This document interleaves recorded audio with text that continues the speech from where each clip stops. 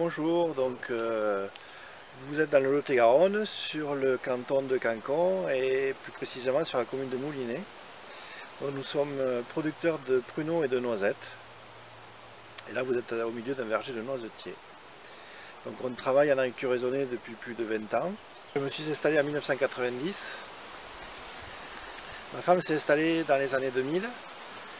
Et depuis un an, on développe un atelier de circuit court noisettes et de produits dérivés à base de noisettes. Pour le pruneau, on travaille avec France Prune et sa marque Maître Prunille. Et pour les noisettes, on est avec la coopérative Unicoque à Cancon, avec la marque Cookie. Donc il y a 19 hectares de pruniers et 27 hectares de noisetiers.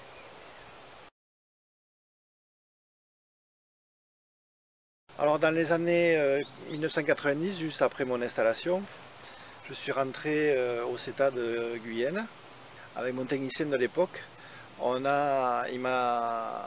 qu'on manquait un petit peu d'eau sur le verger. Et pour économiser l'eau, il m'a dit laisse pousser l'herbe, ne la tombe plus. Et tu verras, ça fera un éco-mulch. Et ça évitera l'évapotranspiration du sol. Et ça te permettra de durer un peu plus longtemps dans la sécheresse.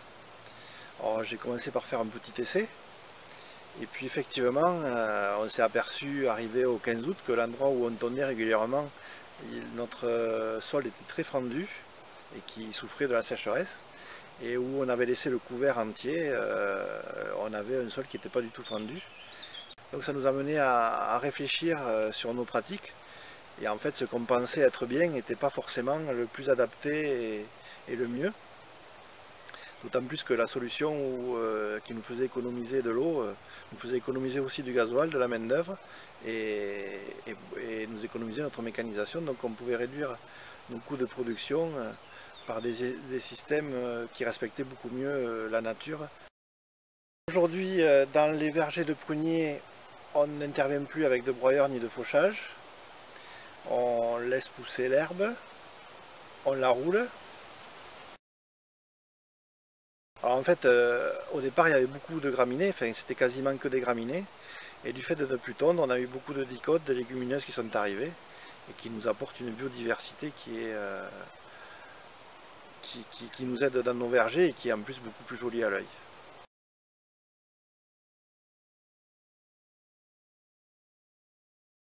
J'ai quelques ruches par passion et qu'on aimerait développer au niveau de l'exploitation pour avoir entre guillemets une culture de plus au milieu de nos vergers et avoir une combinaison entre nos vergers et les abeilles.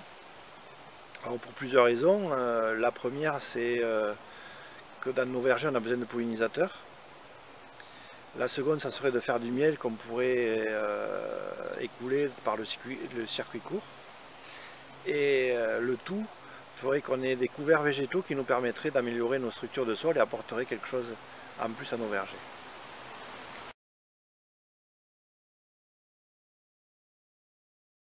Au jour d'aujourd'hui, on ensemence nos jeunes plantations et nos jeunes vergers de semences mellifères, donc notamment facélie et bourrache, pour qu'il y ait un couvert végétal tout au long de l'année. Et donc on commence à faire déjà des petites récoltes de miel par ce biais-là. Et on a une structure du sol qui est merveilleuse dans nos vergers. Ça nous apporte de la matière organique, ça nous apporte un petit peu de miel et ça nous évite de trop travailler nos sols en permanence. On a fait un profil cultural cet hiver.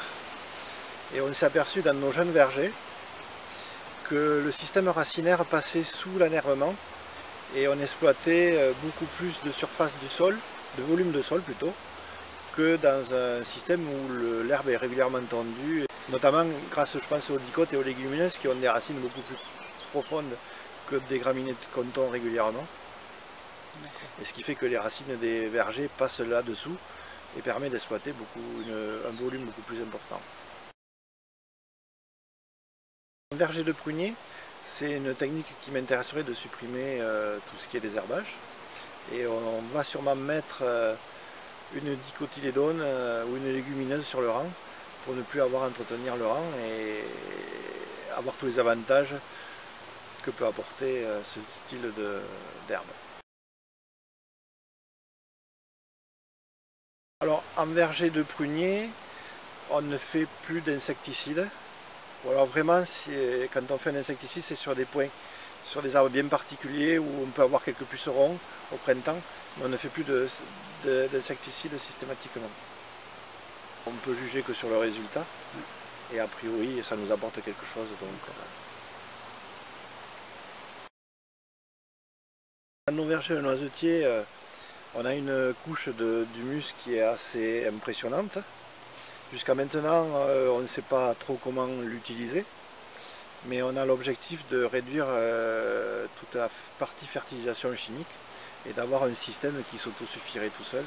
C'est vers ça qu'on veut tendre dans les prochaines années. Ce que je voudrais vous faire passer comme message, c'est qu'un agriculteur, il a le choix de faire de la biodiversité ou de ne pas en faire. En quelque part, on peut être que le chef d'orchestre de nos paysages, de nos sols et de notre biodiversité. Notre seul pouvoir, entre guillemets, en tant qu'agriculteur, c'est de donner le ton de la musique, mais on n'est pas capable de faire la musique. Je trouve que c'est simple.